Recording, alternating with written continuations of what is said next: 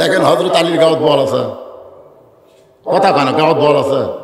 ছোট্ট একটা 11 বছরের মানুষ, আরবি হলো 3.5 ওজনের তরবারি কান্দত লিছে, প্রতি সন্ধ্যায় 21 কেজি খায়, আর হযরত আলী বোধহয় 1 বছরেও 21 কেজি খায় না, আর প্রতি সন্ধ্যাত খায়। তাহলে কি বীর!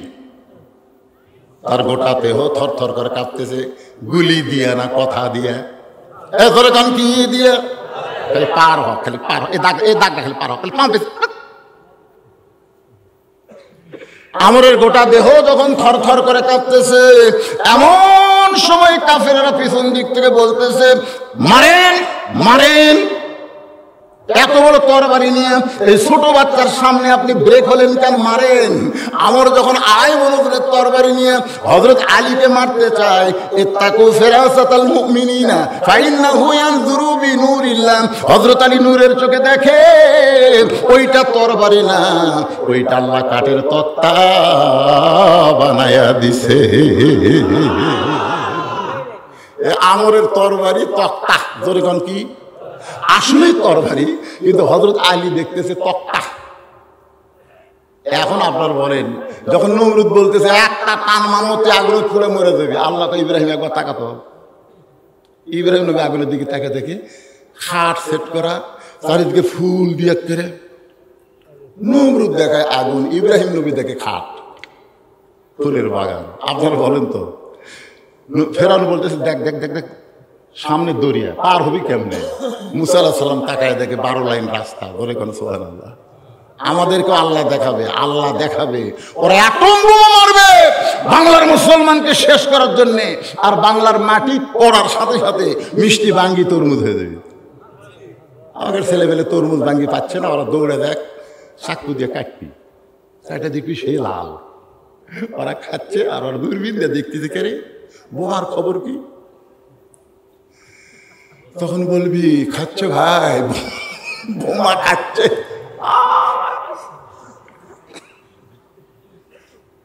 আল্লাহ পারবে না কি কোন, আল্লাহ পারবে কি পারবে না? আল্লাহ সে আল্লাহ আছে না নাই? যে আগুনের চুলাকে শান্তির বাগান বানায়, দরিয়াকে রাস্তা বানায়, যে আল্লাহ আলীর জন্য কাফের আমরের তরবারি তক্তা বানায়, এখন বলেন সে আল্লাহ আছে না নাই? কিন্তু সাহস করে আমাকে বার হওয়া লাগবে, বার হওয়া লাগবে। গুলি গুলি করি, এই গুলির ভয় করা যাবে না, গুলি বেঁকা হয়ে ওর মধ্যে একজনের কাউকে ফুটবি, ধরে কোন কথা ঠিক না।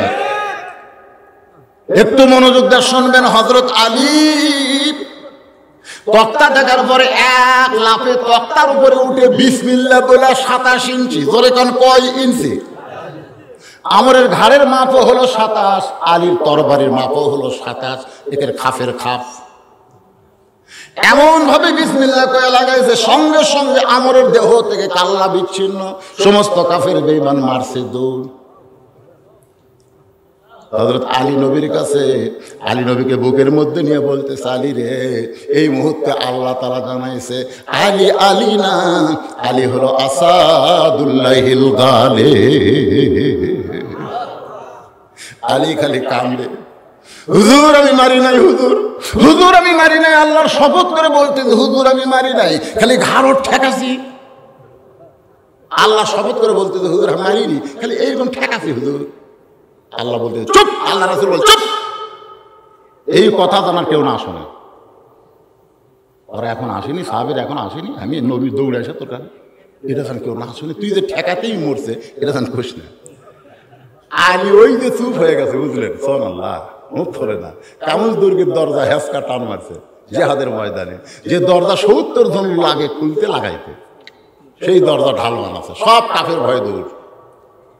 আলী দরজা ফেলে দিছে, 80 গজ দূরে গিয়ে পড়ছে। সাহাবেরা গিয়ে বলতেছে ইয়া রাসূলুল্লাহ, আজকে মুসলমান বিনা যুদ্ধে জয়লাভ করলো। বলে কেমনে? বলে আলী খালি কামুজ দুর্গের দরজা হেসকা টান মারছে, ঢাল হয়ে গেছে, সব কাফের খুলে গেছে। বলে আলী কোথায়? আসতেছে। আল্লাহ রাসূল বলে আলী খবর কি? বলে হুজুর খবর শোনেননি? রাসূল বলে সত্যিই তাই? বিশ্বাস না হলে চলেন। দরজার কাছে নিয়ে যা বলতে চলে, এই দেখেন দরজা। রাসূল কয় দেখি টালগা করতো। হযরত আলী দরজা ধরে নিজে নড়ে, কিন্তু দরজা নড়ে না। আবার দরজা ধরে নিজে নড়ে, কিন্তু দরজা নড়ে না। রাসূল বলে, আলী রে, তুই নিজেই নড়িস কিন্তু দরজা নড়ে না। বলে, ইয়া রাসূলুল্লাহ, এইটাই আমার হাতের ঢালও ছিল, এইটা ফেলা দিলে 80 গজ দূরে গিয়ে পড়েছে। রাসূল বলে, আলী, আমরকে মারার কথা তোর মনে আছে? তুই মারিস নাই, কে মারছে? কারণ তুই তখন একলা ছিলি না, তোর সঙ্গে আমার আল্লাহ ছিল। তুই যখন দরজা টান মারছিস তখন তোর সঙ্গে কে ছিল? তুই যখন দরজা ফাইলা দিছিস তখন তোর সঙ্গে আল্লাহ ছিল। কিন্তু এখন আলী তুই একলা হয়ে গেছিস। এখান থেকে প্রমাণ হয়ে গেল, মুসলমান যখন আল্লাহর রাহে কোনো কাজ করবে সেখানে মুসলমান একলা থাকে না, মুসলমানের সঙ্গে আমার আল্লাহ থাকে। নবীর কপাল ঘেমে ঘাম টপ টপ করে পড়তেছে। আবু বকরের মনে চিন্তা হয়, যেই মানুষটা কোনোদিন কাউরে কষ্ট দেয় নাই, সেই মানুষটাকে আজকে গাড়ে সুরের মধ্যে আত্মগোপন করা লাগছে। আবু বকর রাদিয়াল্লাহু নবীর ঘামটা নিয়ে খুব লোভ আছে, ওদের মুক্তার দানার মতন কপালে ঘাম, ওই ঘামটা নিয়ে নিজের চেহারার মধ্যে যেই মাত্র মালিশ করছে, সঙ্গে সঙ্গে লক্ষ্য করে দেখে ওই ঘামের আলোতে গাড়ে সুর আলোকিত হয়ে গেছে। ওই আলো অবস্থায় দেখতে পায় গর্তের কোনায় একটা ছোট্ট ছিদ্র দেখতে পায়। ওই ছিদ্র দেখে আবু বকর চিন্তা করে, এই ছিদ্র দিয়ে কিছু বের হয়ে যদি আমার নবীরে কামড়ায়। গর্তের মধ্যে আছে 2 জন, কিন্তু নবীর মধ্যে নিজকে বিলীন করে দিয়ে বলতেছে, কিছু বের হয়ে যদি আমার নবীকে কামড়ায়। বাম পাখানা গর্তের মুখে লাগায় দেয়। সঙ্গে সঙ্গে আল্লাহ তাআলা কোরআনে আয়াত নাজিল করে, আল্লাযী খালাকাল মাউতা ওয়াল হায়াতা লিয়াবলুয়াকুম আইয়ুকুম আহসানু আমালান ওয়া হুয়াল আজিজুল গফুর। আল্লাহ বলতেছে, আজকে উত্তম আমলের পরীক্ষা হবে। এই সাপ যা যা, যে 5 ছিদ্রের মুখে দিয়ে আছে ওই পাঁওতে একটা কামড় দে। আল্লাহর হুকুমে বিষাক্ত সাপ আবু বকরের পায়ের তালুতে কামড় দেয়। সঙ্গে সঙ্গে কারেন্টের মতো বিষটা হযরত আবু বকরের কলিজায় যায়। আবু বকর কান্দে আর বলে, সাপরে, তুই আমাকে কামড় দিলি, তুই মনে করছিস বিষের যন্ত্রণায় আমি পা টান দেব? সাপরে, আমার নবী উরাতের উপরে ঘুম পাড়তেছে, আমি নড়বো না, পাও টান দিব না। সাপটা আবার কামড় মারে।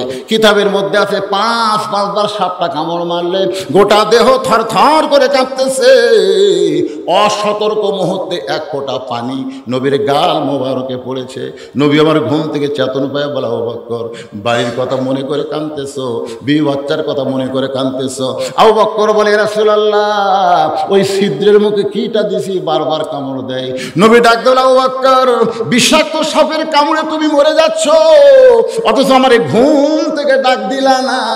আবু বকর বলে, রাসূলুল্লাহ, ওই আল্লাহর শপথ করে বলতেছি, আমার জীবনের চাইতে আপনার ঘুমের দাম বেশি। আমি গেছিলাম গাড়ে সুরে আপনাকে দোয়ায়, ওই গাড়ে সুরের পাশেই মাত্র 25 মিটার দূরে একটা গর্ত পর্যন্ত আবু জেহেরা খুঁজতে খুঁজতে আসিস। আবু বকর বলে, হুজুর, হুজুরকে পাও দেখা যায়। আল্লাহ রাসূল মুসকে মুসকে আসে, হুজুর আপনাকে খুঁজতেছে আর আপনি হাসতেছেন। রাসূলকে, আবু বকর, তুমি কি মনে করছো আমরা 2 জন? আবু বকর বলে, হুজুর আমরাই তো 2 জন। না, আমাদের সঙ্গে আর একজন আছে, তিনি হলেন আমাদের আল্লাহ। জোরে করে সুবহানাল্লাহ। হিজরত করে চলে গেলেন রাসূল মদিনায়। 13 বছরে মক্কায় কলেমার দাওয়াত দিয়ে মুসলমানের সন্তানেরা শোনেন, ইন্না নাহনু নাযালনা যিকরা ওয়া ইন্না লাহু লাহাফিজুন। এই কোরআনকে মক্কা থেকে আল্লাহর নবী মদিনায় নিয়ে গেছে। সুবহানাল্লাহ করেন না কেন? কোরআনকে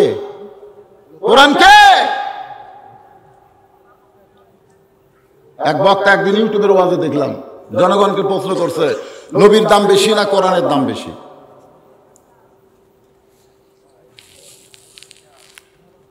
সমস্ত শ্রোতারা বলতেছে কোরআনের দাম বেশি। আপনাদের ঘাট প্রশ্ন হলো, আল্লাহর কোরআনের দাম বেশি না আল্লাহর নবীর দাম বেশি? বুঝা সেটা কোন বারে? যারা মুখ বন্ধ করে আছে এরা খুব চালাক। এই সবাই একটু ঝাঁকে, ছেলেরা, মেসির দাম বেশি না নেইমারের দাম বেশি? হ্যাঁ, আমাদের 5 ফের একদিন সেই গন্ডগোল, যেদিন ব্রাজিল হেললো, বুঝলেন,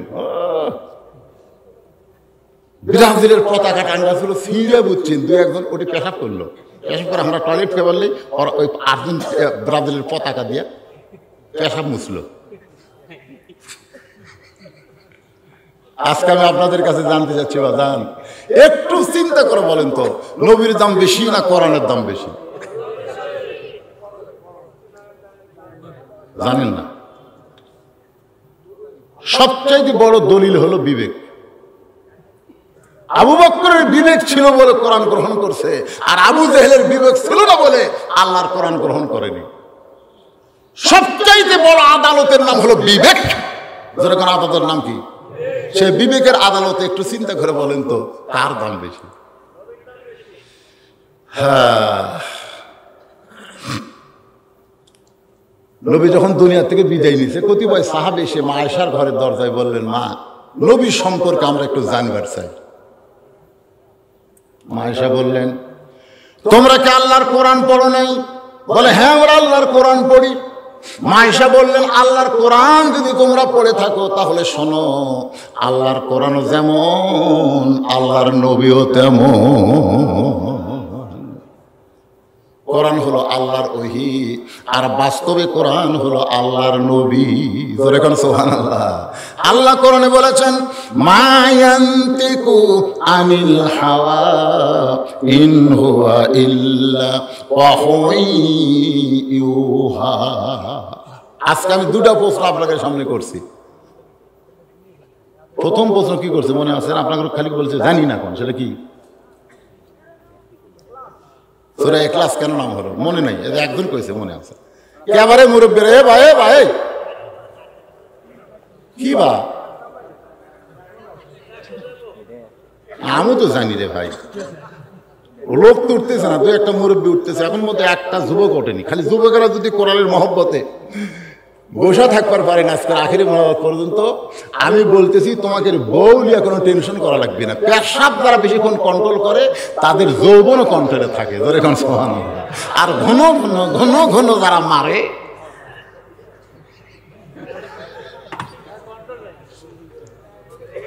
বিশ্বাস করেন আমি আল্লাহর কোরআন এভাবে বুকে নিলাম, বুকে নিয়ে বললাম, আল্লাহ তুমি বলেছো অনুনাজ্জিলু মিনাল কোরআনি মা হুয়া শিফাউ ওয়া রাহমাতুল লিল মুমিনিন। এই কোরআনকে যাবতীয় রোগের ওষুধ হিসেবে তুমি নাজিল করছো।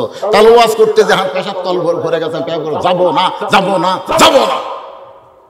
10 মিনিট আমার একটু কষ্ট হয়েছে, তারপরে আমার তল পেট এমন ঠান্ডা হওয়া হলো, এরপরে ঘন্টার পর ঘন্টা ওয়াজ করি, আর আমার কোনোদিন পেশাব লাগে না। কোরআনের উপর মহব্বত করেন। যে আলোচনাগুলো করতেছি আমাদের শোনার দরকার আছে না নাই? সব সূরার নাম সূরার মধ্যে পাওয়া যায়, অথচ ইখলাস নাই সূরার মধ্যে। নাম হলো কেন? আপনারা বলছেন আমরা জানি না, আমি জানাবার চাচ্ছি। মারাত্মক ওয়াজ আছে। আর হযরত আলী টান মারলো কোন আয়াত পড়ে? আপনি ওই আয়াত পড়ে খালি টান দেবেন, দরজা খুলে ঘুম পাড়বেন, একটা চোরও কোনোদিন ঢুকতে পারবি না। চোরও ঢুকতে পারবি না। ঢুকতে গেলে চোর মনে করবি, ও বাবা রে চেতন আছে রে, ফেরত যাবি। সে আয়াতটা শোনা লাগবে না? ঠিক আছে?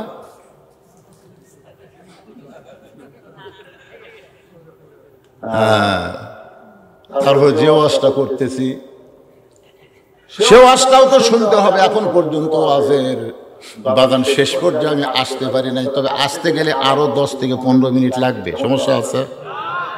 তারপরে আপনাকে জন্য তাবারকের ব্যবস্থা আছে। আমাকে বলে ছোট্ট গ্রাম, এত গরিব গ্রাম, এলাকার মধ্যে আর নাই, মাত্র কয়জন মানুষ নেই এই গ্রামের বসবাস? কয়জন? 32 ঘর। এটা কি বস্তি এলাকা নাকি? 32 ঘরের একটা গ্রাম এত বড় একটা আয়োজন করছে। সে আয়োজনে তারা শুধু একলা আপনারা একটু শরীক হবেন। এই মসজিদের উন্নয়ন কল্পে আপনাদের ভিতরে এমন কোনো পাগল আছে যে হুজুর আমি নগদে 1000 টাকা দান করব, দানটা যেন আল্লাহর ঘরের জন্য দান করলাম। আল্লাহর ঘর সবচাইতে উত্তম দান, আল্লাহর ঘর। কেউ যদি নবী যখন হিজরত করে মদিনায়, শোনেন ইচ্ছাটা শোনেন, কাহিনীটা শোনেন, হিজরত করে মদিনায় যেখানে মসজিদে কুবা নির্মিত হয়েছে, ওই জায়গার মধ্যে নবী দাঁড়ায় বললেন, আবু বকর এই জায়গাটা আমার অত্যন্ত পছন্দ, এই জায়গার মালিককে মদিনার একজন আনসার বলল, হুজুর এই জায়গার মালিক মারা গেছে, বর্তমানে 2 এতিম বাচ্চা জায়গার মালিক হয়েছে। আল্লাহ রাসূল বললেন তাদেরকে নিয়ে আসো। 2টা এতিম বাচ্চাকে নিয়ে এসে নবী বললেন, বাবা এই জায়গাটা আমার পছন্দ হয়েছে, এই জায়গার বিনিময়ে তোমরা কি চাও? 2 বাচ্চা নবীর চেহারার দিকে তাকায় বললেন, হুজুর এই জায়গাতে আপনি কি করবেন? আল্লাহ রাসূল বললেন, এই জায়গায় একটা আল্লাহর ঘর বানাবো। 2 এতিম নবীর হাত ধরে বলতেছে, আমাদের বিনিময় হলো এই জায়গার বিনিময়ে আল্লাহ যেন আমাদেরকে জান্নাত দেয়। সঙ্গে সঙ্গে 2 এতিমকে নবী বুকের মধ্যে নিয়ে বলে, আলাম ইয়াজিদিকা ইয়াতীমান ফাআওয়া। সূরা মাউনের মধ্যে বলেছেন, ওয়ালা তাহুদ্দু আলা তাআ আরাআইতাল্লাযী ইউকাযযিবু বিদ্দীন ফাযালিকাল্লাযী ইয়াদউল ইয়াতীম ওয়ালা ইয়াহুদ্দু আলা তাআমিল মিসকিন। 2টা এতিম কইল বিনিময়ে জান্নাত চাই। আপনার জান্নাতের বিনিময়ে, জান্নাত পাওয়ার বিনিময়ে 1000 টাকা দিবেন, কে আছেন দেখি? এতগুলো মানুষের মধ্যে 1000 টাকা দেওয়ার লোক নাই। বার করেন বাজার।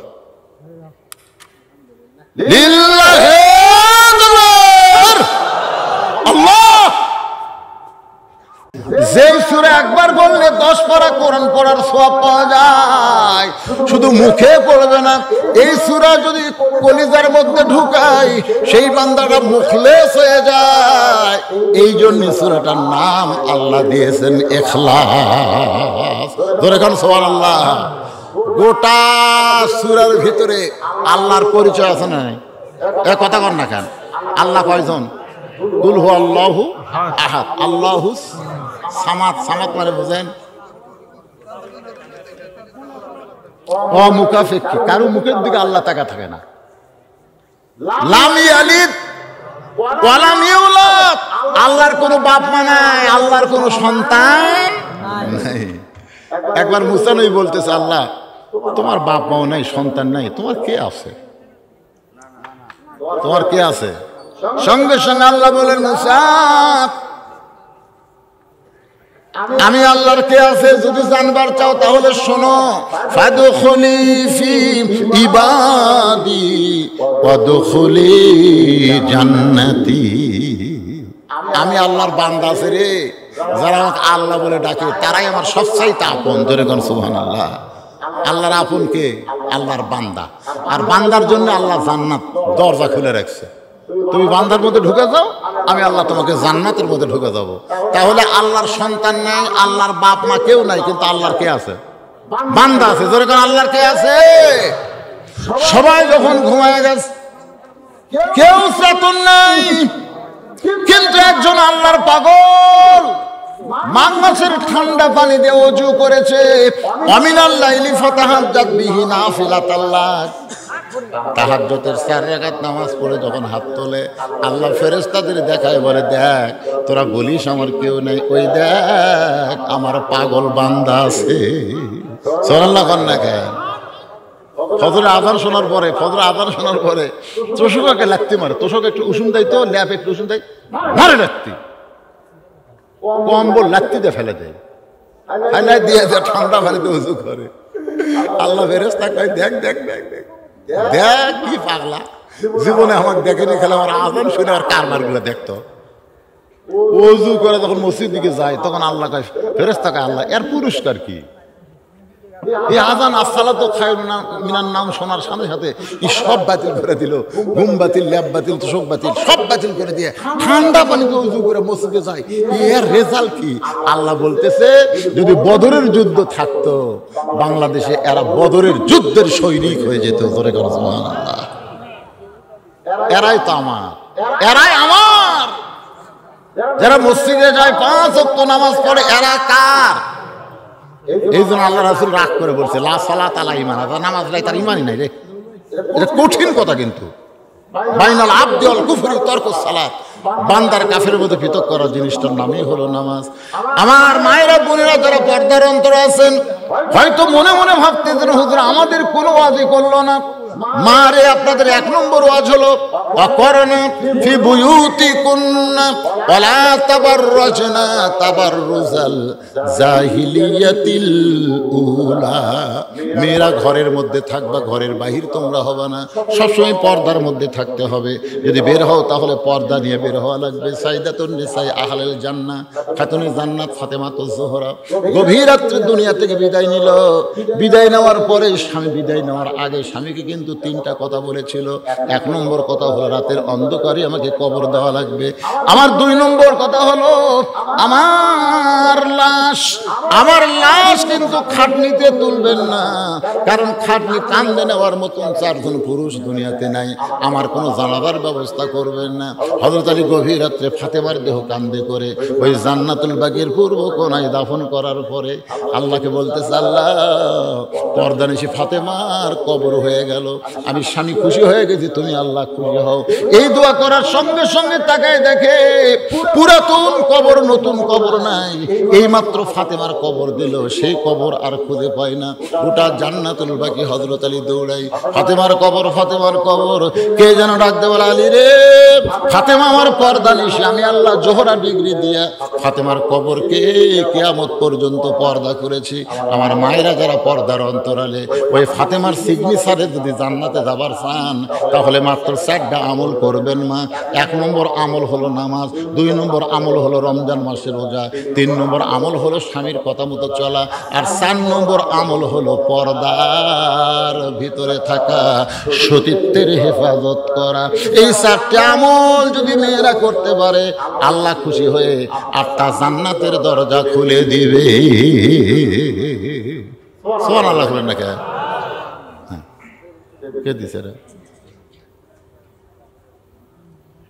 রাসেল মোহাম্মদ আলী আসলাম হোসেন রাসেল, BNF টেলিভিশন রে 500 টাকা দিয়ে দোয়া চাই। কি দোয়া করবো? টেলিভিশনের কি দোয়া করবো? টেলিভিশনের দোকান নাকি? কি রে? কি নাম? শামীম 3000 টাকা। নান্দুরার শামীম, নান্দুরার নান্দুরা এই গ্রামের নামে তো নাম নান্দুরা। এই গ্রামে তো কেউ দান করেনি, এই শামীমটাই খালি করলো। শামীম কুটি শেষ, সোনার স্থান কুটিরা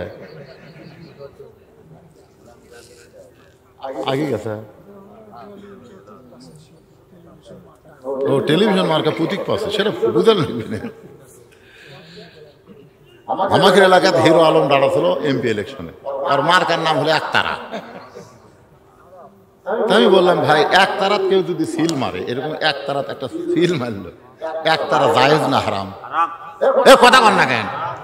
ধরলো একতারা, দোতারা, সবগুলো হারাম। তা হারামত কেউ সিল মারবি? মার্কা একটা লিখছে টেলিভিশন।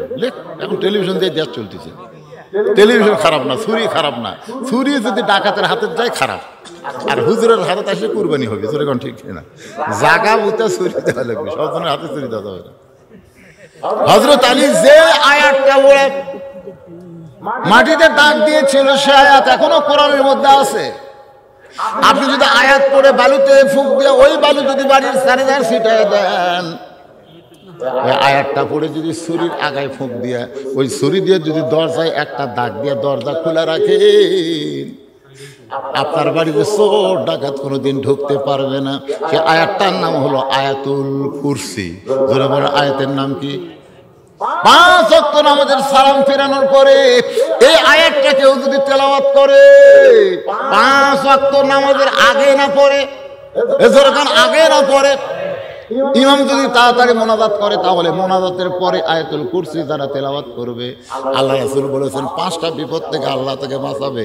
1 নম্বর বিপদ হলো ইমানের সাথে আল্লাহ তার মৃত্যু দিবে। সুবহানাল্লাহ। 2 নম্বর বিপদ হলো, কঠিন বিপদ কিন্তু আসবে 2 নম্বর, সেই বিপদটা হলো আল্লাহ তাআলা কবরের আযাব থেকে তাকে মাফ করে 3টা প্রশ্নের উত্তর তার জন্য সহজ করে দিবে। 3 নম্বর পুরস্কার হলো মিজানের পাল্লায় আল্লাহ নেকির চাই পাপের চাইতে নেকির ওজন বেশি করবে।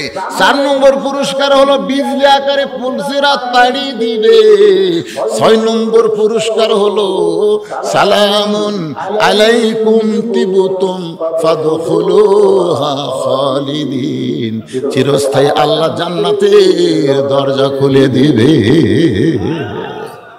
তো নামাজের আগে না পরে এই আমলের মাধ্যমে কিন্তু 5 ওয়াক্ত নামাজ পড়াই লাগবে। যেরকম কথা ঠিক না, না পড়ে মাঝে মধ্যে নূহ সাল্লাম কাঠ দিয়ে একটা নৌকা তৈরি করতেছেন। এই দুনিয়ার প্রথম যানবাহনের নাম হলো নৌকা। জোরে বলেন নাম কি? এমন সময় এক বুড়ি মানুষ এসে বলে, বাবা নূহ, এই শুকনা জায়গায় নৌকা বানানোর কারণ কি? নূহ বলতেছে, বুড়িমা, বন্যা নামক একটা গজব আসবে। এই গজবে গোটা পৃথিবী ধ্বংস হয়ে যাবে, কেবলমাত্র নৌকার ভিতরে যারা জায়গা পাবে তারা ধ্বংস হবে না। বন্যা নামক একটা গজব আসবে। বন্যা কি নামক? বন্যা নামক একটা গজব আসবে। এই গজবে নৌকার মধ্যে যারা জায়গা পাবে তাদের কোনো ক্ষতি হবে না, কিন্তু নৌকার বেড়া যারা থাকবে বাঁশাড়ার তলে আলুর বাগুড়ের মধ্যে লুকা থাকা লাগবে। জোরে কোন কথা ঠিক কি না? কিন্তু নৌকার ভিতরে যারা থাকবে তাদের কোনো টেনশন, কথা কয় না, টেনশন আছে। বুড়ি বললেন, বাবু নূহ, তোমার এই ছোট্ট নৌকায় সবাই যদি চলবার চায় তাহলে নৌকার মধ্যে কি জায়গা হবে? নূহ বললেন, বুড়িমা, এই নৌকায় চড়তে গেলে একটা জিকির করা লাগবে। সেই জিকিরটা হলো লা ইলাহা ইল্লাল্লাহ, লা ইলাহা ইল্লাল্লাহ, লা ইলাহা ইল্লাল্লাহ নূহ নবিয়ুল্লাহ। নূহ নবিয়ুল্লাহ এটা কি?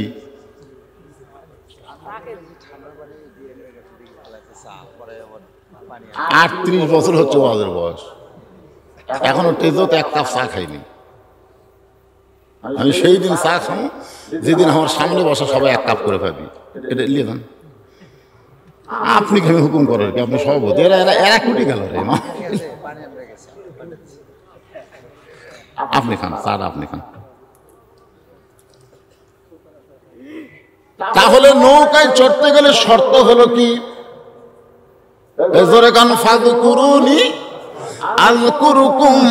নৌকায় চড়তে হলে জিকির করা লাগবে লা ইলাহা ইল্লাল্লাহ নূহ নবিয়ুল্লাহ। সঙ্গে সঙ্গে বুড়ি বলতেছেন, লা ইলাহা ইল্লাল্লাহ নূহ নবিয়ুল্লাহ। নূহ বলতেছে, বুড়িমা, আপনার কোনো টেনশন নাই। বন্যা নামক গজব যেদিন শুরু হবে সেদিন আমি আপনাকে হাত ধরে নৌকায় উঠাবো। ওয়াশকুরুলি ওয়ালা তাকফুরুন। খুব খেয়াল করবেন, বন্যা নামক গজব যেদিন শুরু হবে সেদিন আমি আপনাকে হাত ধরে নৌকায় উঠাবো। সঙ্গে সঙ্গে বুড়ি বললেন, আলহামদুলিল্লাহ। আলহামদুলিল্লাহ কেন বললেন?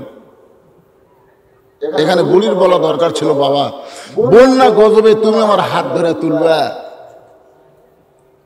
তুমি অত্যন্ত ভালো মানুষ, তোমার মতন ভালো মানুষ কেউ নাই। বন্যা গজবে একটা বুড়ি মানুষের হাত ধরে তুমি নৌকা তুলবা। আপনারা বলেন তো, বুড়ি এটি নূহুর কোনো প্রশংসা করছে? প্রশংসা করছে কার? বন্যা নামক গজব শুরু হয়ে গেল। নৌকা ভাসতে ভাসতে যদি পর্বতের উপরে চলে গেল। এই গোটা পৃথিবী যত পাহাড় পর্বত আছে সব পানির তলে 40 হাত ডুবে গেল। 40 হাত, ধরে কোন কয় হাত? বন্যার পানি কমে গেল। নূহ নবীর পাহাড় যদি পর্বতে এসে লেগে গেল। আল্লাহ ডাকতে বলে, নূহ, নৌকার খবর কি? নূহ বলতেছে, নৌকার ভিতরে যারা জীবিত আছে তারা, নৌকার বাইরে যারা ধ্বংস হয়েছে তারা। আল্লাহ বলে, নূহ রে, বুড়ির খবর কি? নূহ বলতেছে, আল্লাহ, আমার মনেই নেই। কি বুঝলেন? কঠিন মুসিবত শুরু হলে একটা নবী পর্যন্ত একটা বুড়ির কথা মনে থাকতে পারে না, আর অনেকে বলে হুজুর আমার কোনো টেনশন নাই, আমি পীর ধরছি হুজুর, আমি পীর ধরছি। আপনি যে পীরত ধরছেন ওই পীরের হাতে আর বই মুরিদ হয় না, আপনি খোঁজলে দেখবেন। তিনটা জিনিস আপনারা খেয়াল করবেন। একটা হলো ডাক্তারের বউ কোনোদিন সিজার করে না। বড় বড় ডাক্তার জানি সিজার করলে বাচ্চারা ক্ষতি, মায়েরও ক্ষতি, এই জন্য ডাক্তারের বউ কোনোদিন সিজার করে। আর মৌলানাদের বাড়িতে কোনোদিন মিলাদ হয় না। মৌলানা যারা এদেরকে বাড়িতে কোনোদিন মিলাদ হয় না, এরা পরের বাড়িতে পড়ায়, নিজের বাড়িতে হয় না। আর 3 নম্বর কথা হলো পীরের বউ কোনোদিন পীরের হাতে মুরিদ হয় না, কারণ বউ জানে এই শালা 1 নম্বর লুচ্চা, মাঝে মধ্যে মুরিদের বইয়ের দিকে চোখ মারে। কিন্তু সর্বপ্রথম আমাদের নবীকে যিনি নবী বলে স্বীকার করেছেন তিনি হলেন নবীর বিবি খাদিজা। রাসূল জিজ্ঞাসা করলেন, খাদিজা আপনি আমার বিবি, আমি আপনার নবী? খাদিজা বললেন, ইয়া রাসূলুল্লাহ আপনি ভিতরেও যেমন বাহিরেও তেমন। সঙ্গে সঙ্গে খাদিজার ঈমান গ্রহণ করার সঙ্গে সঙ্গে আল্লাহ তাআলা কোরআনের আয়াত নাযিল করলেন, লাকাদ কানা লাকুম ফি রাসূলিল্লাহি উসওয়াতুন হাসানা। আল্লাহ পাওয়ার জন্য যদি কাউকে ধরবার চান তাহলে পীর ধরা চলবে না, আল্লাহর নবীকে ধরতে হবে। আমার সঙ্গে সবাই একটু সুর সুর করে কবেন, উপায় নাই রে ছেলেরে, তোমরা জীবনে বহু গান গাইলে, একটা গান গাও, উপায় নাই রে, উপায় নাই রে, উপায় নাই, নবী বিনে আল্লাহ পাওয়ার উপায় নাই।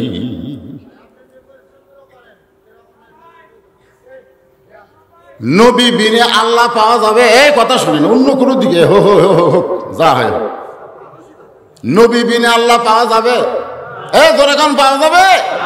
তাহলে সেই নবীকে ধরতে গেলে আমাদের কি ধরা লাগবে? নূহ নবী বলতেছে আল্লাহ আমার মুনিন, দেখছে আল্লাহ কয় নূহ তাহলে বুড়িটার খবর কি?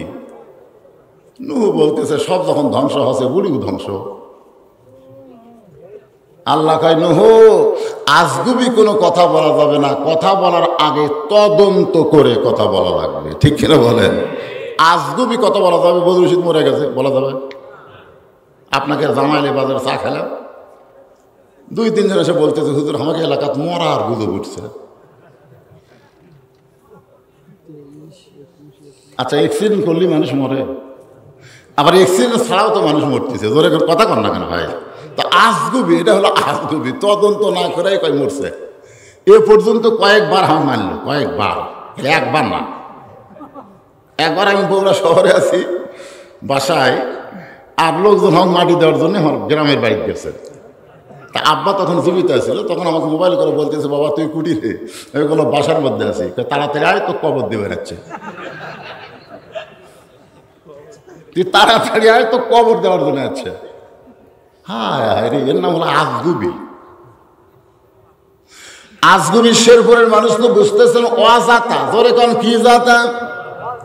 অজাতা কোনো কথা বলা যাবে না, তদন্ত করে দেখো। নূহ নবী তদন্ত করতে গিয়ে দেখে বুড়ি তো দূরের কথা, বুড়ের বাড়িটাও পর্যন্ত কিছুই হয় নাই। বুড়ি তো দূরের কথা, যে ঝুবড়ি বাড়ির থাকে ওই বাড়িও পর্যন্ত কিছু হয়নি। আমি তাইফে যে হালিমাতুস সাদিয়ার বাড়িতে গেলাম, হালিমাতুস সাদিয়ার বাড়ি, ওই বাড়িতে গিয়ে আমি 2 রাকাত নামাজ পড়লাম। রাসূলকে কোলে নিয়ে হালিমা লালন পালন করছে। ওই সময় যেমন বাড়ি ছিল এখনো তেমন বাড়ি আছে, কিয়ামত পর্যন্ত আল্লাহ ওই বাড়িটাকে হেফাজত করবে আমাদের জন্য। জোরে কোন সুবহানাল্লাহ। আশ্চর্য হয়ে গেলাম। সেই 1400 বছর আগে, 1500 বছর আগে নবীকে কোলে নিয়ে হালিমা দোল দিয়েছে, আর সেই বাড়ি এখন এইরকমই আছে। আমি মদিনাত গিয়ে দেখলাম মা ফাতেমার বাড়ি, যেরকম বাড়ি সেই রকমই আছে। যতই বন্যা হোক, গজব হোক, ঝড় হোক, এইগুলো আল্লাহ ধ্বংস করবে না। সিরু ফিল আরদ কাইফা কানা আকিবাতুল মুকাজ্জিবিন। আল্লাহ কোরআনে বলেছেন ভ্রমণ করে দেখো মিথ্যাবাদীর পরিণতি কি আর সত্যবাদীর অবস্থা কি, এগুলো তোমরা ভ্রমণ না করলে বুঝবার পারবা না। এগুলো দেখা দরকার, দেখলে ইমান বাড়ে। ইমান বাড়ে না কমে? বাড়ে। হ্যাঁ, নূহ নবী ডাক দিলেন, বুড়িমা। সঙ্গে সঙ্গে বুড়ি টোপলা নিয়ে হাজির। টোপলা। নূহ নবী বলতেছে, বুড়িমা টোপলা কেন? বলে সাইজ হয়ে বসে আছি, যে কোনো সময় ডাক আসবি। যেরকম ঠিক না, আগে থেকে সাইজ হয়ে বসে থাকা লাগবে, সাইজ হইয়া বসে থাকা লাগবে। আল্লাহ বলেছেন, লা তামুতুন্না ইল্লা ওয়া আনতুম মুসলিমুন, মৃত্যুবরণ করো না যতক্ষণ তুমি মুসলমান না হবে। যে কোনো সময় তোমাদের সামনে মৃত্যু আসবে, তোমাদেরকে সাইজ হয়ে মৃত্যুর সামনে দাঁড়াতে হবে। জোরে কোনো কথা ঠিক কিনা? সাইজ হয়ে আল কাটতে কাটতে মরতেছে, দুনিয়াদারি বিল্ডিং করতে করতে মরতেছে, সাইজ হওয়ার টাইম, সাইজ বোঝেন। কিন্তু যেদিন ডাক পড়িবে কবর মাঝে যাইতে, জোগাড় কিছু করছো বন্ধু তার মাঝে বিছাইতে। ডানে কবর বামে কবর, ডানে কবর বামে কবর, নিচে কবর আছে যে, উপর দিকে ছায়া দেখো বাঁশের ছাউনি দিছে কে। ডাক দিয়াছেন, গান আছে না নাই? ডাক দিয়াছেন আল্লাহ আমারে, রইব না আর বেশি দিন তোদের মাজারে। চলতে পথে 2 দিন থামিলাম, যাবার কালে একজন আরো দেখা না পাইলাম। কত জনকে কত কি দিলাম, যাবার কালে একজন আরো দেখা না পাইলাম। ও আমার সাদের মালা যায় রে ছিঁড়ে, রইব না আর বেশি দিন তোদের মাজারে। 1 নম্বরে যাবেন, যান ঘুরে আসো।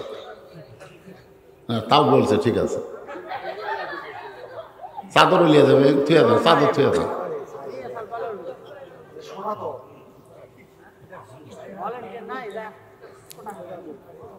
একটু মনোযোগ দিয়ে শুনবেন। নূহ বলতেছেন, বুড়িমা বন্যা গজব শেষ, বন্যা গজব, গোটা পৃথিবী ধ্বংস হয়ে গেল, কিন্তু তোমার ঝুবড়ি বাড়ি যেমন বাড়ি তেমনই আছে, তোমার কিছু হয় নাই। ও বুড়িমা, আমি নবী হয়ে জানতে চাই তুমি এমন কি আমল করেছো যে আমল করার কারণে সব ধ্বংস হলো, আল্লাহ তোমাকে হেফাজত করলো। আমি নবী হয়ে তোমার কাছে জানবার চাই। সুবহানাল্লাহ। তুমি এমন কি আমল করলে বুড়িমা, যে আমল করার কারণে গোটা পৃথিবী ধ্বংস হয়ে গেল, তোমার বাড়িও কিছু হলো না, তোমার কিছু হলো না। সঙ্গে সঙ্গে বুড়ি বলে, নূহ রে, তুমি যখন আমাকে হাত ধরে নৌকায় উঠাবার চাইছিলে, তখন আমি প্রশংসা করছিলাম কার? কারণ আমি বুড়ি ঈমান গ্রহণ করার পরে বিশ্বাস করেছি দুনিয়ার সবাই সবাইকে ভুলতে পারে, কিন্তু আমার আল্লাহ কোনোদিন কাউরে ভুলবে না। ফাযকুরুনি আযকুরকুম, যে আল্লাহকে স্মরণ করে আল্লাহ তার কথা কয় না। হযরত ইব্রাহিম আলাইহিস সালাম কোথায়? চড়কের উপরে বসে আছেন, বাবা আসর রশি ধরে টানতেছে, নিচে আগুনের দাও দাও করে আগুনের চুলা জ্বলতেছে। এমন সময় ফেরেশতা জিবরাইল এসে সালাম দেয়, বলে, ইব্রাহিম যদি চান আমাকে আল্লাহ 600 পাখা দিয়েছে, একটা পাখার বাতাস দিব, একটা পাখার বাতাস দিব, আগুনের চুলা সাগরের মধ্যে গিয়ে নিভে যাবে। যদি আপনি চান, যদি আপনি চান। আস্তাইনু বিসসবরি ওয়াসসালাহ ইন্নাল্লাহা মা'আস সাবিরিন। যদি আপনি চান 600 পাখা লাগবে না, 1 পাখার বাতাস দিব, আগুনের চুলা সাগরের মধ্যে গিয়ে নিভে যাবে। ইব্রাহিম নবী মুচকি মুচকি হাসে। জিবরাইল বলে, হাসেন কেন? বলে, হাসার কারণ হলো তুই কে? আমি জিবরাইল। এই তুই কে? তুই খালেক না মাখলুক সেটা কর। হচ্ছে আমি মাখলুক, আল্লাহ হচ্ছে খালেক। খালেক কে? আর আমরা? আপনারা বলেন তো, ফেরেশতা বড় না মানুষ বড়? আল ইনসানু আশরাফুল মাখলুকাত। ইব্রাহিম আলাইহিস সালাম বললেন, জিবরাইল তুমিও মাখলুক, আমিও মাখলুক। একজন মাখলুক একজন মাখলুকের কাছে কোনোদিন সাহায্য চাইতে পারে? হাসবি আল্লাহু, পড়েন, হাসবি আল্লাহু নিমাল ওয়াকিল অনিমাল মাওলা অনিমান নাসির। আল্লাহ কয়, ইব্রাহিম চড়কের উপরে তুই আমাকে স্মরণ করলি, আমি আল্লাহ ভুলে যাইনি রে। যেখানে তোকে ফেলে দেওয়া হবে আমি ঘোষণা করলাম, কুলনা ইয়া নারু কুনি বারদান ওয়া সালামান আলা ইব্রাহিম। আল্লাহ বলে ফাযকুরুনি আযকুরকুম। সুবহানাল্লাহ। এখন বাংলাদেশে আপনারা কাক স্মরণ করতেছেন? কাক? আল্লাহ। বক্তারা পর্যন্ত চারিদিকে তাকায় থেকে ওয়াজ করে, এরকম আগে দেখে। আজরাইল ধরার চাইতে পুলিশ ধরার চিন্তা বেশি। যারা আজরাইল ধরার টেনশন করে না, পুলিশ ধরার টেনশন করে, এরা আর যাই হোক ঈমান নিয়ে কবরে যাবার পারবে না। জোরে কোন কথা ঠিক কি না? আমি আগে বলতাম চোরের মন, আর এখন আমি বলি ভালো মানুষের মন। একটা চোরও ভয় করে না। চোর সিনা টান করে ঘরে, মসজিদের চারিধারে ঘরে, আর কয় হামাকের ভয়ে, হামাকের ভয়ে সব ভালো জুতা মসজিদের মধ্যে গেছে রে, হামাকের ভয়ে। দুই চোরের ভয়ে সব লোক দামি জুতা মসজিদের মধ্যে তুলছে। আসেন একটু মনোযোগ দিয়ে শুনবেন। এই কোরআনকে লক্ষ্য করে আল্লাহ বলেছেন, ইন্না নাহনু নাযালনা যিকরা ওয়া ইন্না লাহু লাহাফিজুন। এই একজন আল্লাহু আকবার। আসলে বাংলাদেশের যারা বড় বড় দল করে না, বড় বড় দল, আওয়ামী লীগ, বিএনপি, এই দলের লোকেরা কিন্তু আল্লাহু আকবার কয় না। জোরে কোন কথা ঠিক কিনা? আপনি খোঁজরা দেখবেন, ওদের মিছিলে কোনোদিন আল্লাহু আকবার স্লোগান হবে না। কয়েকদিন আগে আমি গেছিলাম ওই যে ময়মনসিংহের, ওটা হচ্ছে আপনার গফরগাঁও, ওই জায়গায় আমাকে মিছিল করে নিয়ে যাচ্ছে। প্রধান বক্তার আগমন, শুভেচ্ছা স্বাগতম, জয় বাংলা। আমি কইলাম, কে রে ভাই, জয় বাংলা না কে আল্লাহু আকবার বলতে? না হুজুর, আমাদের এলাকাত এই স্লোগান চলে না। প্রধান বক্তাকে নিয়ে যাচ্ছে, তাও জয় বাংলা। আল্লাহর কোরআন তেলাওয়াত করে বক্তা, যে তেলাওয়াত শুনলে ওয়াইদা তুলিয়াত আলাইহিম আয়াতুহু জাদাতুহুম ঈমানান, ঈমানের তারাক্কি হয়। সেই কোরআনের তেলাওয়াত শুনে যা আল্লাহু আকবার কয় না, আর যাই হোক মরার সময় আর মুখে আল্লাহ উচ্চারণ হবে না, আল্লাহ উচ্চারণ হবে না। ও বাবারে মনুরে, ও বাবারে মনুরে, ও বাবারে মনুরে, এই কত কত সালাম হবে।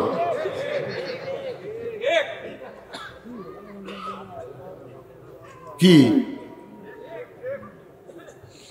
কোরআন তেলাওয়াত হয়, এই সাইড থেকে কে জানো তা দুর্বল, আসতে আল্লাহু আকবার। আপনি হওয়ার থেকে মরা পর্যন্ত সুবহানাল্লাহ জিকির করেন, আল্লাহ খুশি হবে, শয়তান সরবে না, ওটি থাকবে। আপনি হওয়ার থেকে মরা পর্যন্ত আলহামদুলিল্লাহ জিকির করেন, আল্লাহ খুশি হবে, কিন্তু শয়তান ব্যাপার হবে না। একবার খেলে আল্লাহু আকবার বলেন, শয়তান এত জোরে দৌড় মারবে আর পেছন দিক দিয়ে বাতাস বাতাবে। ওরে বাবা রে, শয়তান তাড়ানোর তাকবীর হলো লিল্লাহি তাকবীর।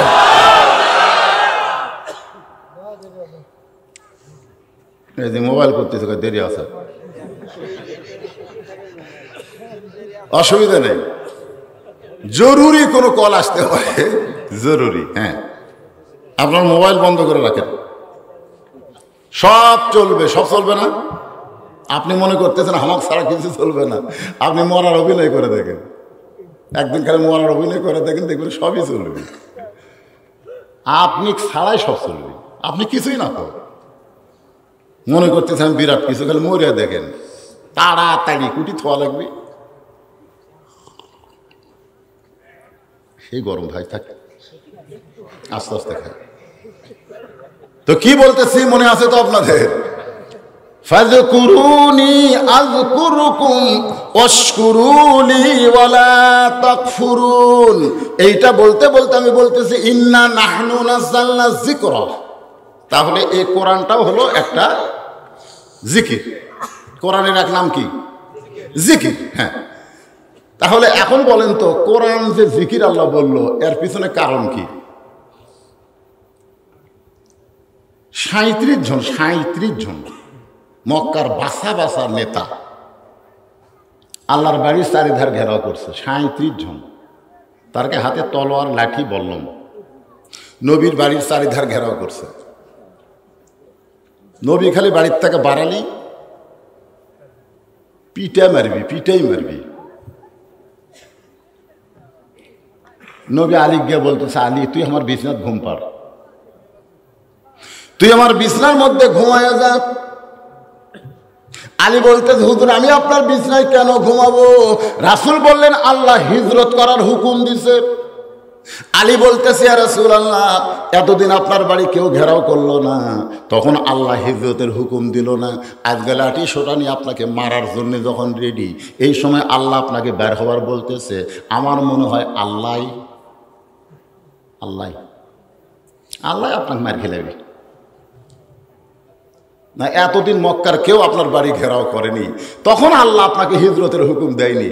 আজকে সবাই লাঠি সোটা নিয়ে যেভাবে দাঁড়িয়ে আছে খালি বের হরি মারবে, আর এই সময় আল্লাহ আপনাকে হিজরতের হুকুম করতেছে। আল্লাহকে, আলী তুই ছোট মানুষ, তুই বুঝবো না, দেখুন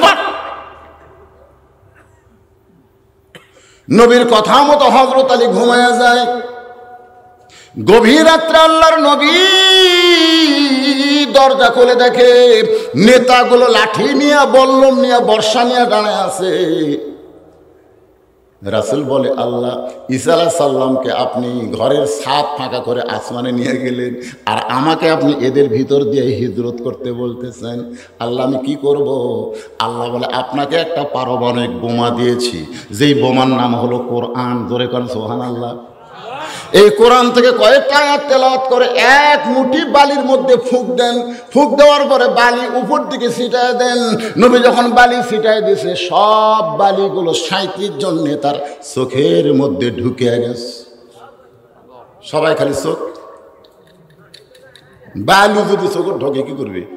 হাতের লাঠি পড়ে গেছে, লাঠি ফেলে দিয়ে চোখ ঢুলতেছে। রাসূল কয়, আল্লাহ এই সুযোগে আবু জেহেল আর আবু সুফিয়ান মারিয়া হেমে যাওয়ার পাবো, ওরা যে হারে চোখ ঢুলতেছে, এখন মারতে কোনো অসুবিধা আছে? আল্লাহ কইল, না, এই কয়েকজনই মরবি, তবে আজকে না। ইন্না নাহনু নাযালনা যিকরা, একটু মনোযোগ দিয়ে শুনবেন। আজকে নয়, আজকে আপনি হিজরত করেন। গভীর রাত্রে আবু বকরের বাড়ির দরজায় আস্তে করে ঠোকা মারছে, সঙ্গে সঙ্গে দরজা খুলে যায়। রাসূল বলে, আবু বকর আমি যে তোমার বাড়ির দরজায় আসতেছি এইটা তুমি আগে থেকেই জানতে? বলে, 6 মাস আগে আপনি বলেছিলেন একদিন গভীর রাত্রে মক্কা ছেড়ে মদিনায় হিজরত করা লাগবে, আমাকে সঙ্গে করে আপনি মদিনায় যাবেন। সেদিন থেকে আজ পর্যন্ত কোনো রাত্রিবেলা আমি ঘুমাইনি। রাসূল বললেন, চলো যাই। যেই বলছে চলো যাই, নবীর সঙ্গে সঙ্গে রওনা দেয়। রাসূল বলে, আবু বকর একটা বার কি বাড়ির মধ্যে ঢুকবা না? তোমার বিবি বাচ্চার কাছে কি একটা কথাও বলবা না? আবু বকর বলে, ইয়া রাসূলুল্লাহ আমার বুকটা চিরে কলিজা যদি দেখাবার পারতাম তাহলে আপনি বুঝতে পারতেন আমার বুকের ভিতরে আল্লাহ নবী ছাড়া আর কারো জায়গা না। চলো ওই পাহাড়ের উপরে উঠতে হবে। আবু বকর বলে, হুজুর মক্কা থেকে মদিনা হলো উত্তর দিকে, আর আপনি পূর্ব দিকে যাচ্ছেন, ব্যাপার কি? বলে, এটাই আল্লাহর আইন। ধরে করেন সুবহানাল্লাহ। গিরি শহরের মধ্যে আবু বকরকে আল্লাহ নবী যখন আত্মগোপন করেছে, রাতটা শেষ হয়ে গেল। রাত যখন শেষ হয়ে গেল, আবু জেহেল বলতেছে, এমনভাবে পাহারা দিলাম এখন পর্যন্ত ঘর থেকে বের হয় নাই, তাহলে আজকের মতো কি আমরা ফেরত যাব? আবু সুফিয়ান বলতেছে, আবার 37 জন নেতা কবে ঐক্যজোট হবে? আজকেই কাম সারা রাখবে, দরকার হলে ঘরের দরজা ভাঙ্গা আমরা তাকে হত্যা করব, এই নিয়তে আবু জেহেলের নেতৃত্বে নবীর ঘরের দরজা ভাঙ্গা দেখে ওরে তার চাদর দিয়ে একজন লাখ ডেকে ঘুম পাড়তিছে। রাসূল যে কইছে যা ঘুমান, সেই ঘুম। উলিদ বিন মুগিরা বলতেছে, নেতা এক মারার জন্য সারা রাত আমরা খাড়া হয়ে আছি, আর এইরকম করে ঘুম পাড়ে এই মানুষ। আবু জেহেল খালি মুসকে মুসকে আসে। আবু জেহেল জানে এটা মানুষ না, এটা হলো আল্লাহর নবী। জোরে কোন সুবহানাল্লাহ। আবু জেহেল কিন্তু জানে আল্লাহর নবী, কিন্তু আবু জেহেল জানে কিন্তু মানে না। এটাই হচ্ছে মারাত্মক কথা। আমরা সবাই জানি কোরআন সত্য কিতাব, কোরআন আল্লাহর আইন, জানি ঠিকই, কিন্তু আমরা একই কথা। আবু জেহেলের যা হবে আমাদের অবস্থা তাই, খালি মরিয়া থাকি, খালি মরলি বুঝবেন যে আমাদের অবস্থাটা কি হয়। বাঁচতে বুঝতে পারতেছেন না। আবু জেহেল সবচাইতে বড় নেতা, মুসকি মুসকি হাসতেছে। উলিদ বিন মুগিরার হাতে একটা বর্ষা আছে, এই বর্ষাটা চাদরের উপর মারতে চায়, কারণ যাকে সারা রাত পড়া দিলাম এই বেটা ঘুম পাড়ে, এক না মারা পর্যন্ত আমার শান্তি নাই। যখন বর্ষাটা মারবে, আবু জেহেল খফ করে ধরে বলতেছে, উলিদ বিন মুগিরা রে, ঘুমন্ত মানুষকে মারা জায়েজ নাই। সুবহানাল্লাহ। ঘুমন্ত মানুষকে মারা জায়েজ নাই। উলিদ বিন মুগিরা বলে, নেতা আপনার সব কথা মানতে পারি, কিন্তু এটা মানা যাবে না। অনেক সময় দেখবেন নেতার চাইতে ক্যাডার বেশি পাওয়ারফুল। ধরেগণ ঠিক কিনা? চিনিস? তাহলে বউরে থেকে ঘুরে আসাই তো সাইজ করবো রে। এমন ভাবে হুমকে পারছে এই গরিব মানুষ বাড়ি যে কান্তিছে, আল্লাহ বউরে থেকে ঘুরে আসে আমার সাইজ করবে। আল্লাহ আল্লাহ বউরে থেকে আসতে 2 ঘন্টা লাগবে, আসে তো আমার সাইজ করি। ওই কালো 4 মাথা পার হওয়ার করেনি, যাই বলছে ঘুরে এসে সাইজ করবো, ওই 4 মাথার যাতে ভুটভুটির সাথে বাজা গেছে। মোটর সাইকেলের কিছু হয়নি, কিন্তু ওর 4 ভাঙ্গা। মেডিকেল কলেজে নিয়ে যা ব্যান্ডেজ করে থোছে, যাক বলছে ঘুরে এসে সাইজ করবো, ও এবার 250 গ্রাম আঙ্গুল নিয়ে দেখবার গেছে। দেখবার দেয়া বলতেছে, কে ভাই ঘুরে যাই সাইজ করবো, তোর কি হলো? ভাই সাইজ করার মালিক আমি না রে, সাইজ করার মালিক। এখন বুঝলো কতগুলো ক্যাডার আছে দেখবেন নেতার চাইতেও বেশি মশান মারে, আছে না নাই? জোরকান আছে না নাই? এই সাংসদের অত্যাচারে নেতারা পর্যন্ত দোষের মধ্যে পড়ে যায়। আল্লাহর বান্দার একটু খেয়াল করবেন, উলিদ বিন মুগিরা যখন বর্ষা মারবার চায়, আবু জেহেল বলতেছে ঘুমন্ত মানুষকে মারা যায়। কেন বলতেছে? কারণ নবীর বাড়ি আর আবু জেহেলের বাড়ি একই জায়গায়। যারা হজ করছেন তারা দেখছেন নবীর বাড়ি আর আবু জেহেলের বাড়ি এখানে। হাজী সাহেবরা নাই? আবু জেহেলের বাড়ি থেকে পশ্চিম দিকে 200 মিটার হলো আল্লাহর কাবা ঘর, আর মাত্র 150 মিটার পূর্ব দিকে নবীর বাড়ি। পশ্চিমে হলো লা ইলাহা ইল্লাল্লাহ, আর পূর্বে হলো মুহাম্মাদুর। আবু জেহেলের মতন ভাগ্যবান মানুষ পৃথিবীতে কেউ নেই। ওই যে কাবা, ওই যে রাসূল। হায় হায়, তারপরেও শালা 1 নম্বর খারাপ, নামাজ পড়ে না পারে। মসজিদের কাছেই বাড়ি, আকামত দিলে শোনা যায়, এরপরেও এই মসজিদে আসে না। কথা কন এরকম নাই? মসজিদের কাছেই বাড়ি, আকামত দিলের বাড়িতে শোনা যায়, এরপরেও নামাজ পড়ে না। ওই কিন্তু আবু জেহেলের লোক, কিন্তু মুসলমান নাম ধারণ করতেছে। একটু মনোযোগ দিবেন। আবু জেহেল বলতেছে, উলিদ বিন মুগিরা রে,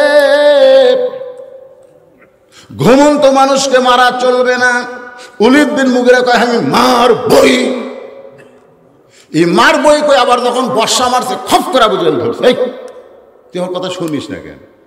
আল্লাহ নবীর যত শত্রু ছিল, সবচাইতে খারাপ শত্রুর নাম হলো, সবচাইতে বড় শত্রু হলো আবু জেহেল। আবু জেহেল, হ্যাঁ, কিন্তু সবচাইতে খারাপ শত্রু হলো উলিদ বিন মুগিরা। হ্যাঁ, মুগিরা মাঝে মধ্যে রাসূলকে গালি দিত। একদিন নবী সাহাবীদেরকে নিয়ে ওয়াজ করতেছে, আর সঙ্গে সঙ্গে মুগিরা বলছে, এই মুসলমানের নবী, তুই যদি এতই ভালো হবি তো জন্মের আগে তোর বাপ মরলো কে? আচ্ছা, জন্মের আগে বাপ মরলো, এটা নবীর দোষ? কেউ যদি বলে, হুজুর আপনি এতই ভালো হবেন, তাহলে এত কালো কেন? আমি কালো হচ্ছি, এটা আমার দোষ? আমার বাপ পর্যন্ত, আমার বাপ পর্যন্ত আমার জন্ম দিয়েছে, সেই আমার ডাকতেছিল কালু কয়ে, কালু। আর বাপ মরে গেছে, আল্লাহ জান্নাত দেখ। এই কালু নাম কিন্তু আমি যখন বড় হলো তখন সবাই, এই কালু, এক সন্তোষ হতো কালু। আমার এতই খারাপ, আমি কালু নাকি? চিন্তা করে দেখেন, জন্মের আগে নবীর বাবা মারা গেছে, এটা কি নবীর দোষ? তো বলতে তুই তো এতই ভালো হবে, তাহলে জন্মের আগে তোর বাবা মরল কেন? সঙ্গে সঙ্গে নবীর চোখ দিয়ে পানি পড়তেছে। শিশুকালে মইরা গেছে মা, গর্ভে থাকতে মরছে পিতা, নবী চোখে দেখলেন না। কে করিবে লালন পালন, কে দিবে সান্ত্বনা? এই দুনিয়ার বড় এতিম নবী ছিলেন একজনা। নবীর চোখটা দর দর করে পানি পড়তেছে।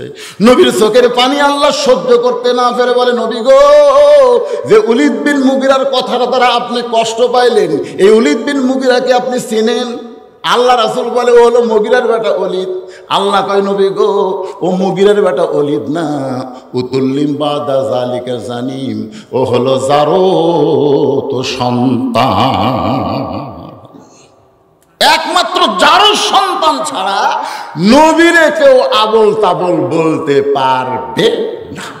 আজও বাংলাদেশে যারা নবীর বিরুদ্ধে কথা বলবে, বুঝবেন ওদের মাও একটা, কিন্তু বাপের ঠিক নাই। যেরকম কিসের ঠিক নাই? এই শালারা জাউরে চল, যেরকম কি চল, জারদ সন্তান। আমার নবীর বিরুদ্ধে তুমি কথা বলবা, বাড়ির যা শোনা দেখো তোর বাপকে রাখ। পরের বার যখন নবী এরকম কথা বলতেছে, উলিদ বিন মুগিরা কিছু একটা বলবার যাচ্ছে, মানে নবীকে আবার খারাপ কথা কয়, মনে কষ্ট দিবে, এমন সময় নবী আগেই বলে দিয়েছেন, উতুল্লিম বাদা যালিকা জানিম, উলিদ বিন মুগিরা মারছে দৌড়। আপনারা বুঝবার পারেন নাই, কিন্তু উলিদ বিন মুগিরা বুঝিয়েছে। সৌদি আরবের লোকেরা কোরআন বোঝে কি বোঝে না? কোরআনের ভাষা হলো আরবি, ওদের মাতৃভাষা হলো আরবি। উলিদ বিন মুগিরা এক দৌড়ে মায়ের কাছে, মা, মা কয়, কি রে, তুমি সত্যি করে বলো তো আমার বাপকে? মা কয়, এত বছর পর এই পুরান খবর তো কে দিল রে? এত বছর পর এই পুরাতন খবর তো কে দিল? যাই এই খবর দিছে সে দুনিয়ার সাধারণ কোনো মানুষ না। উলিদ বিন মুগিরা বলে, আমি তা দেখতে পারি না। তুই দেখতে না পারলে কি হবে? সে দুনিয়ার সাধারণ কোনো মানুষ না। যেই খবর উপরওয়ালা আল্লাহ ছাড়া কেউ জানে না, সেই খবর কে জানালো রে? উলিদ বিন মুগিরা বলে, মা তাহলে খবর কি? বলে, খবর হলো তোর বাপ ব্যবসার কাজে বেড়ে গেছিল। আমি তখন নতুন বউ, এই জুয়ান তাগড়া বউ থেকে মালয়েশিয়ার যাওয়া, ইয়ার কি মারতেছে, পরকিয়া বাংলাদেশে বাড়িছে না কমিছে? কথা কয় না, কথা কয় না। তুমি যদি মানুষের সৌদি আরব যাবার চাও, তাহলে 2-4টা ছোলের মাও করে থুয়ে যাও। জোরে করে কথা ঠিক কিনা? 2-4টা ছোলের মাও করে থুয়ে, অর্ধেকের কেউ তাকাবি রে, সে অবস্থায় যাও। একে টাকরা থুয়ে চলে যাও। তার মানে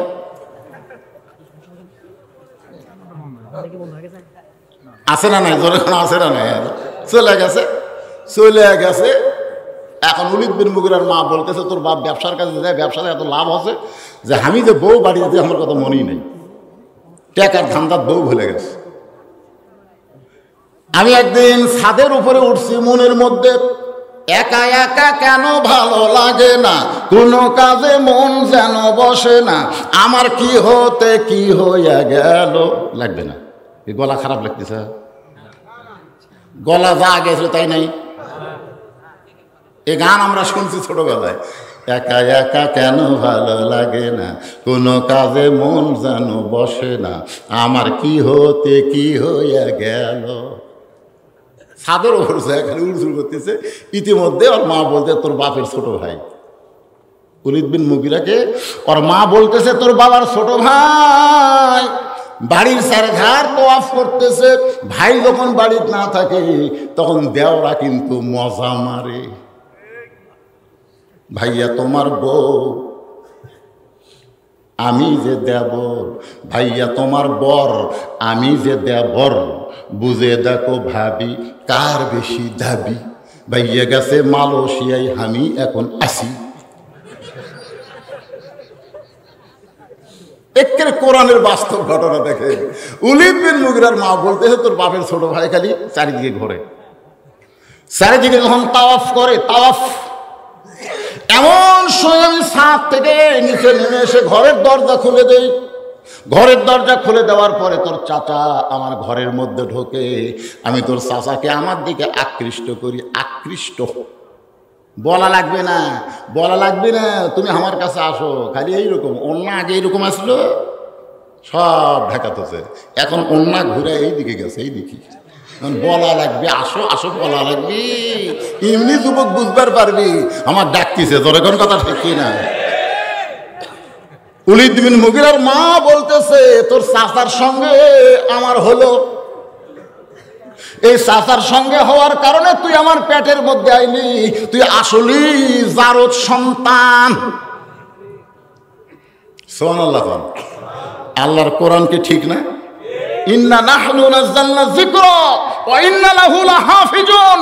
এর মধ্যে কম বেশি করার সুযোগ পৃথিবীর কারো নাই, কারণ স্বয়ং আল্লাহ নিজের কুদরতে হাত দিয়ে কোরআন হেফাজত করতেছে। তোর কোন কথা ঠিক কি না? কম বেশি করবে। আবু জেহেল ওলীদ বিন মুগীরার বর্ষা ধরে চাদর ধরে মারছে টান, যেই চাদর টান মারছে, চাদর টান মারা দেখে নবী নাই, চাদরের মধ্যে আলী ঘুমাই। কে রে, তাহলে সারা রাত কাক পড়া দিলাম রে? এই নবী ঘুম দিকে গেছে রে। আলী বলতেছে আমি ঘুম পাড়ছি, আমি ঘুম পাড়ছি ভাই, আমি জানি না। তোরা চেতন থাকি কি করলু? তোরা যে চেতন থেকে নবীর ঘর পহরা দিল, নবী কোন দিক দিয়ে গেল তোরাই কর। এমন কথা হযরত আলী বলেছে, আবু জেহেলের মুখ ছাই পড়ে গেছে। জোরে কর সুবহানাল্লাহ, সুবহানাল্লাহ জোরে কর। আবু জেহেল বলতেছে আর দেরি করা যাবে না, গোটা মক্কা ঘেরাও করো, হয়তো কোনো পাহাড়ের গর্তে আশ্রয় নিয়েছে। এই কথা বলে ৩৭ জন নেতা নিয়ে আবু জেহেল যখন যাবার চায়, এমন সময় হযরত আলী এভাবে বুড়ে আঙ্গুল আমার দিকে তাকান, ওই ৩৭ জন নেতাকে লক্ষ্য করে এরকম বুড়ে আঙ্গুল ঘুরেই।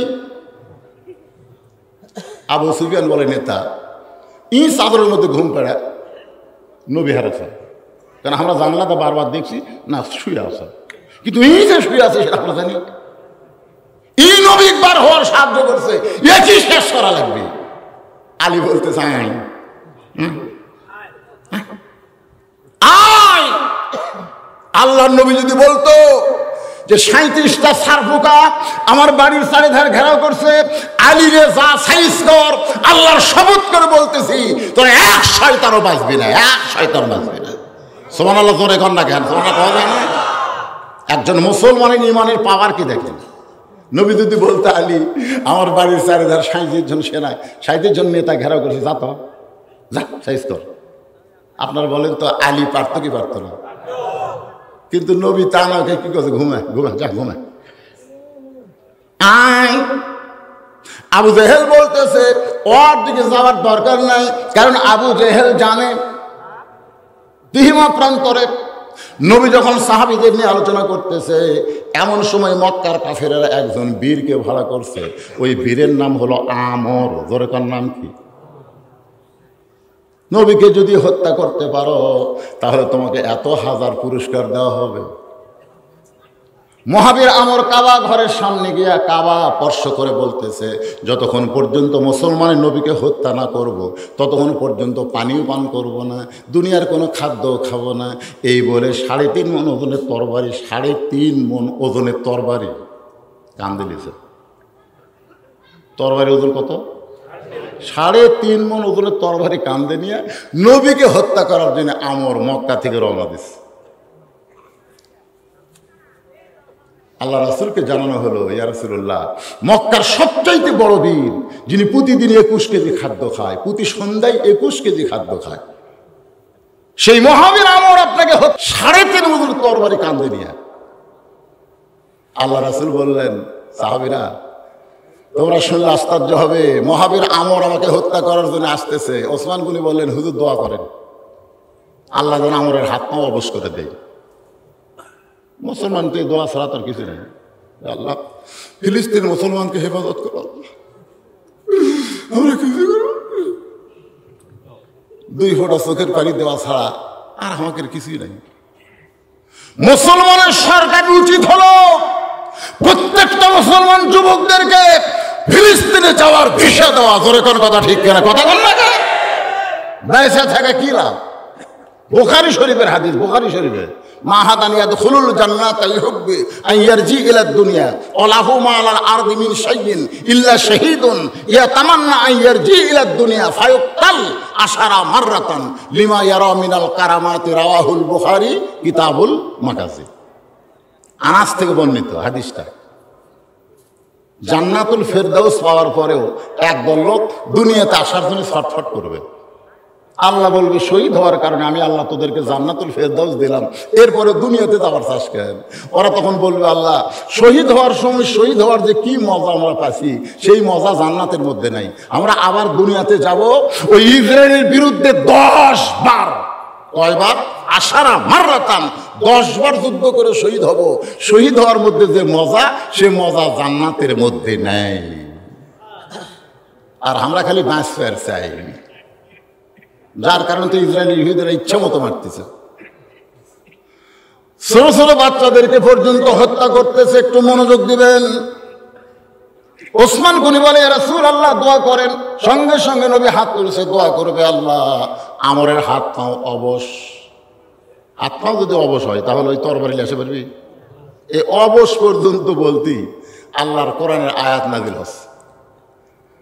ফেরেশতা জিবরাইল এসে বলতেছে ইয়া আইয়ুহান নাবিয়্যু হারজিল মুমিনিনা আলাল কিতাল, হে রাসূল দোয়া দিয়া সব কাম হবে না। আপনি যদি দোয়া করেন আল্লাহ মক্কার কাফের থেকে মদিনাকে হেফাজত করো, তাহলে মদিনা হেফাজত করতে পারবেন না, বরং মক্কার কাফেরদের বিরুদ্ধে মুসলমানদেরকে অস্ত্র ধরা লাগবে। এই হুকুম কার? জোরে করে এই হুকুম কার? বরং আপনার মুমিনদের মধ্যে কাউকে খাড়া করান।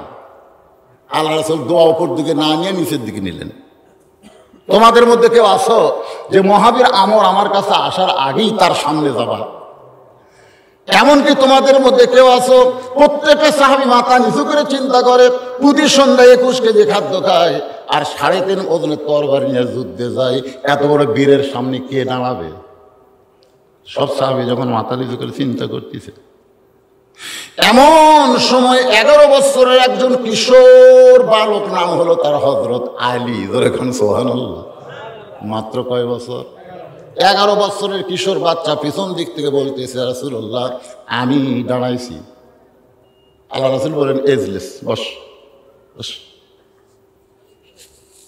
রাসূল বললেন তোমাদের মধ্যে কেউ কে আসো ওই মহাবীর আমর আমি নবীর কাছে আসার আগে তার সামনে দাঁড়াবার পারো? সঙ্গে সঙ্গে হযরত আলী বলে লব্বাইক ইয়া রাসূলুল্লাহ আমি দাঁড়াইছি। রাসূল কয় বস বস। তৃতীয়বার যেই কইছে ওই আলী না হয়েছে, রাসূল কয় আয় আয়। কাছে আসলে বলে তুই আমার কে হোস? বলে আপনি আমার চাচাতো ভাই, আমার বাপ আবু তালেব আপনাকে লালন পালন করছে। এই তোর বাপ মরার সময় কি কথা রে? তোর বাপ মরার সময় কইছে আমি যেমন তোমার লালন পালন করেছি আমার আলী আর জাফরকে তুমি তেমন লালন পালন করবা। তোমার বাপের মাথা হাত দেহ ওয়াদা করছি। এরা হামাক মারার জন্য আসতেছে, আপনি পুষকে খালি বারবার খারাপ হোস। আলী বলতেছে ইয়া রাসূলুল্লাহ এই দেহে জীবন থাকা অবস্থায় আমার জীবনের চাইতে আপনাকে বেশি ভালোবাসি। একজন কাফের এসে আপনাকে মারবে আর আমি লেবেন চোষ খাওয়া? দরকার হলে আগে আমাকে মারবে তারপর আপনার। হুজুর আপনি হুকুম দেন। আল্লাহ রাসূল আলীকে বুকের মধ্যে নিলেন। আলী রে ও 3.5 ওজনের তরবারি নিয়ে আমাকে মারার জন্য আসতেছে আর তুই খালি খালি যাবি বাবা, এইটা কোনোদিন সম্ভব না। ওসমান লব্বাইক ইয়া রাসূলুল্লাহ তোমার বাড়িতে কি তরবারি আছে? বলে কুরবানি জব করার একটা ছুরি আছে। সেটাই নিয়ে আসো। ওসমান গনি ধনী না গরিব? এজরাকান ধনী না গরিব? কুরবানি করার একটা তরবারি আছে, বলে ওইটাই নিয়ে আসো। নবীর কাছে এনে দিল মাত্র 27 ইঞ্চি একটা ছুরি। 27 ইঞ্চি একটা কি? ওইটা নবী আলীর হাতে বিসমিল্লাহ বলে দিয়ে বলেন আলী রে ওই আমরের বিরুদ্ধে লড়ো যাও। হযরত আলী মারতেছে দৌড়, পিছন দিক থেকে আল্লাহর নবী চিৎকার করে আলী রে তোকে যাবার বলছি তাই বলে দৌড়ে দৌড়ে যাস।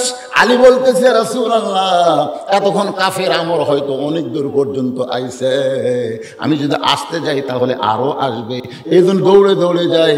আপনার পবিত্র চেহারা দেখার আগে আমি আলী ওকে জাহান্নামে পাঠাবার চাই। লিল্লাহে তাকবীর। আপনার পবিত্র চেহারা দেখার আগেও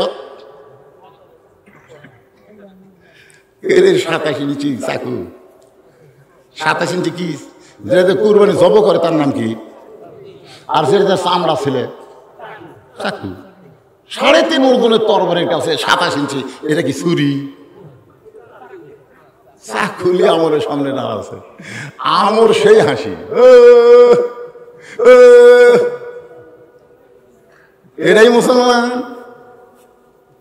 মুসলমানের নবীকে বাঁচানোর জন্য তুই, এই তোর বাপের নাম কি, তোর নাম কি রে? আলী আমরের মুখের দিকে তাকায় চাকু দিয়ে সামনে একটা দাগ দেয়।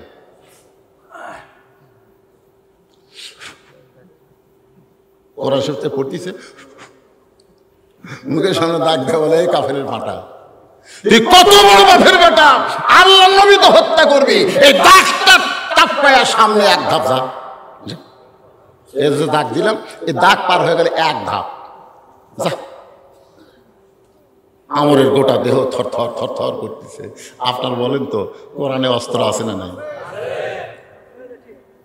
আফগানিস্তান থেকে আমেরিকা পলালো কেন? আফগানিস্তান স্বাধীন হলো, আমেরিকা পলালো কেন? ফিলিস্তিন থেকেও ইসরায়েল বাহিনীদেরকে পলাতে হবে, জোরে কোন কথা ঠিক কিনা? তবে সন্তান হওয়ার আগে মায়ের যেমন একটু রক্ত ঝরে, একটু রক্ত না ঝরালে আপনি সন্তানের ডাক শুনতে পাবেন না। সন্তান বের করতে গেলে অনেক রক্ত মায়ের ধরাতে হয়, জোরে কোন কথা ঠিক কিনা? এরপরে সন্তান যখন গোসল করে মায়ের বুকে দেয়, মা তখন ওই যে রক্ত ঝরাছে ও কথার মনেই নেই। বললে শান্তি রে। দাদি আর নানি কয়, এই তুই এটা হওয়ার জন্য কত কষ্ট পাইছিস, কষ্টের পরেই শান্তি দাদি, কষ্টের পরেই শান্তি। সুবহানাল্লাহ। আজকে পৃথিবীতে মুসলমানের রক্ত যাবে, আমাদের বাংলাদেশের মুসলমানেরও রক্ত দেওয়া লাগবে, জোরে কর কথা ঠিক কি রে? বাংলাদেশের মুসলমানের রক্ত দেওয়া লাগবে। এমনি এমনি ইসলাম, রক্তের ভিতর দিয়ে ইসলাম, জোরে কোন ঠিক কিনা? একটু মনোযোগ দিয়ে শোনেন। দাঁত দিয়ে বলতেছে, তুই কত বড় কাফেরের পাটা, কাফেরের বেটা, নবীকে হত্যা করা তো দূরের কথা, সামনে এক ধাপ সামনে যা, এক ধাপ সামনে যা। এই কথা যেই মাত্র বলছে, আমরের গোটা দেহ থর থর করে কাঁপতেছে। সুবহানাল্লাহ। আপনারা বলেন তো, বাড়িওয়ালা যদি ন্যাংলা হয়, বাড়িওয়ালা ন্যাংলা, পঙ্গু, মানে হাতও পঙ্গু পাও পঙ্গু, কিন্তু চেতন আছে। আর চোর আমার মতন শক্তিশালী, ওই আসা কেবল জানলা হাত দিছে। ন্যাংরা যদি বলে কে রে, আপনার বলেন তো চোর থাকবে না দৌড় দিবি, কথা কন না কেন, চোর থাকবে না দৌড় দিবি কি জন্য? তোর তো শক্তি আছে, একটা হাত পাও পঙ্গু। চোর তোর বুঝলি চেতন আছে রে, চেতন থাকতে চুরি করা যাবে না। বাংলাদেশের মুসলমানকে চেতন থাকলে ওই ভারতের কুলাঙ্গারেরা বাংলাদেশের অভ্যন্তর নিয়ে নাক ডাবাতে পারবে না, জোরে কোন কথা ঠিক কি না? কিন্তু চেতন নাই তো। আপনি ঘুমায় গেছেন, আপনার ঘরের মধ্যেই হরি হরি হরি হরি হরি হরি আপনার ঘরের মধ্যে আপনি ঘুমায় গেছেন, আর আপনার বউ স্টার জলসা জি বাংলা দেখতেছে, আপনি ঘুম পাড়তেছেন, আর ওরকে পুঁজে আসে আপনার ঘরত বাঁচতেছে। আপনি চেতন থাকতেন, হাতে একটা 1.5 হাতা লাঠি নিতেন, লাঠি লাঠি লাঠি নিয়ে ঘরের মধ্যে যায়, বউ বাড়ি না, বউ যেখানে বসে আছে আর পাশে একটা বাড়ি মারা লাগবে, সাইড করে। আমি মুসলমান, আমার ঘরে কোরআন তেলাওয়াত হবে, আমার ঘরে জি বাংলা স্টার জলসা চলবে না, ভারতের পূজার বাদ্য মুসলমানের ঘরে হবে না, জোরে কোন কথা ঠিক কিনা? আপনি চেতন আছে, আপনি পঙ্গু হয়ে গেছেন। আমাদের সবই খোলা আছে, হাত খোলা, পাও খোলা, চোখ খোলা, খালি মুখ বন্ধ। এই জন্য পেঁয়াজের দাম 250 গেছিল। আমাকে এলাকার খালি মুখ খুলেছে, এই পেঁয়াজ যদি 100 টাকা না দিস, তোর ভোটাল পেঁয়াজের বস্তা পুকুরে ফেলে দেবো। ভাই ওর সাথে আরো 10 জন খাওয়া আছে, ভাই লেন ভাই, কেবল মুখ খুলিছে, দাম কমে গেছে। কথা কন না কেন? কষাইয়ের কাছে গোস, এই গরুর দাম কম, তোর গোসের দাম বেশি, এই ধর ধর। কষাই কয় না ভাই, 500 করে নিলে। মুখ খোলা রাখবি ভাই, মুখ না খুললে একজনের কাম 10 জনের কাম একলাই করে দিয়ে যাবি। তোর এখন কথা ঠিক কি না? মুখ খোলা লাগবে, মুখ বন্ধ রাখলে চলবে না। আল্লাহুম্মা আমিন। আল্লাহুম্মা আনতাস সালাম ওয়া মিনকাস সালাম, তাবারাকতা ইয়া যাল জালালি ওয়াল ইকরাম। আয় আল্লাহ তাআলা, ছোট্ট একটা গ্রাম নান্দুরা, আল্লাহ সেই গ্রামের বাবাজিরা, আল্লাহ সেই গ্রামের যুবকেরা, সেই গ্রামের লোকেরা মিলেমিশে এত বড় একটা জান্নাতের বাগান লাগাই দিচ্ছে। আল্লাহ মেহেরবানি করে আজকের মাহফিল আমাদের সকলের হেদায়েতের জন্য, নাজাতের জন্য, জান্নাতের জন্য কবুল করে না। এই মাহফিলের শুরু থেকে শেষ পর্যন্ত যত আলোচনা হয়েছে আল্লাহ, এর মধ্যে যদি ত্রুটি হয়, ভুল হয়, মাফ করে দাও। এর জাহাদিয়া মঞ্জুর করো। সোনার মদিনায় নবী পাকের রওজা মুবারকে আল্লাহ কবুল করে না। तमाम अंबियाए किराम, असहाबे किराम, ताबिईन किराम, तबा ताबिईन किराम, तमाम পৃথিবীর মাটির নিচে যত মুমিন মুমিনা শুয়ে আছে আল্লাহ, সকলের আরওয়াহ পরে হাদিয়া কবুল করো। আল্লাহ তাআলা, আমরা যারা হাত তুলেছি, আমাদের জনম দুঃখনী মা যাদের কবরে গেছে, ছোট্ট একটা শব্দ হলো মা। এই নামের মধ্যে কি মধু, যাদের মা নাই তারাই বুঝতেছে। কি বলবো প্রসবের কথা, মা বিনে সেই ব্যথা কেউ তো বুঝিবে না। মাজন ঠেকিয়া সন্তানের দায়, অকালে মা মারা যায়, কেন সে মায়ের জন্য দোয়া করবা না? এমন দরদি ভাবে কেউ হবে না আমার মা গো।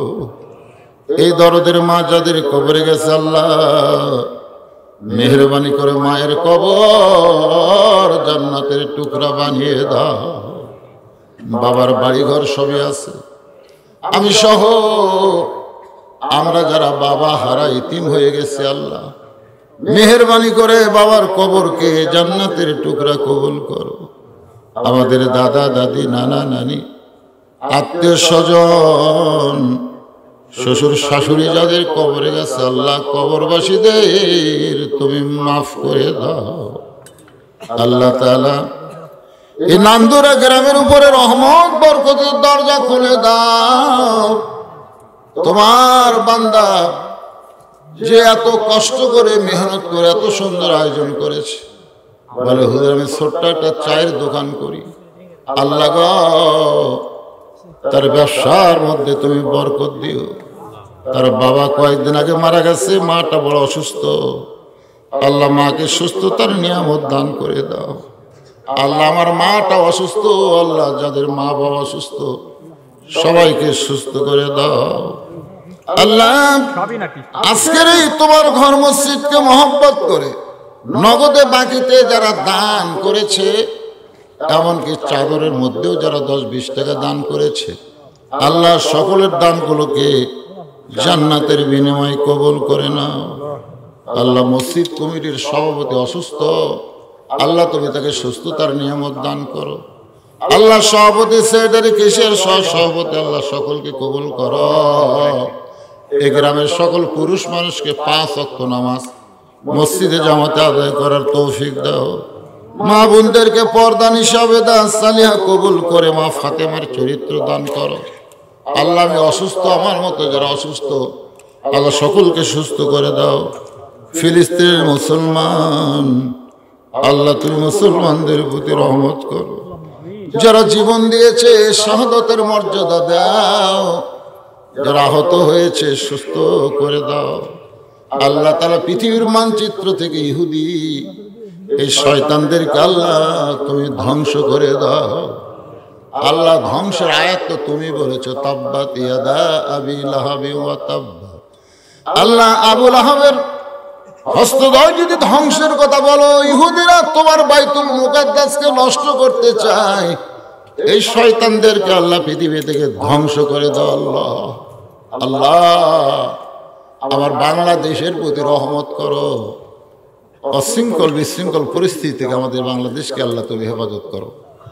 আল্লাহ ছোট্ট একটা দেশ, আল্লাহ আসমানের বেলা আসমানে নাও, জমিনের বেলা জমিনে ডাবায় দাও। আল্লাহ আল্লাহ সমস্ত মানুষকে ক্রয় ক্ষমতার মধ্যে থাকার তৌফিক দাও, সবাইকে বরকত দিও। আল্লাহ আবাদ মাঠে ময়দানে যা কিছু আছে রহমত বরকতে তুমি হেফাজত করো। আল্লাহ আজকের মাহফিলের সম্মানিত সভাপতি কবুল করো, প্রধান অতিথি বিশেষ অতিথি আল্লাহ সকলকেই তুমি কবুল করো। আল্লাহ যে যা নিয়ত করে হাত তুলেছে সকলের নেক নিয়ত নেক আশা করে করো। মোনাজাতের পরে তাবারক আছে, তাবারক নিয়ে আপনারা হয়ে হাল্লা করবেন না, ভদ্রাচিত ভাবে তাবারক নেবেন। আল্লাহ সবাইকে ভদ্র হয়ে তাবারক নেওয়ার তৌফিক দিয়ে দিও। সুবহান রাব্বিকা রাব্বিল ইজ্জাতি আম্মা ইয়াসিফুন ওয়া সালামুন আলাল মুরসালিন আলহামদুলিল্লাহি রাব্বিল আলামিন। ওয়াজাল আখিরাতি কালিমাতুন ইনদাল মাউত লা ইলাহা ইল্লাল্লাহু মুহাম্মাদুর রাসূলুল্লাহ সাল্লাল্লাহু আলাইহি ওয়াসাল্লাম।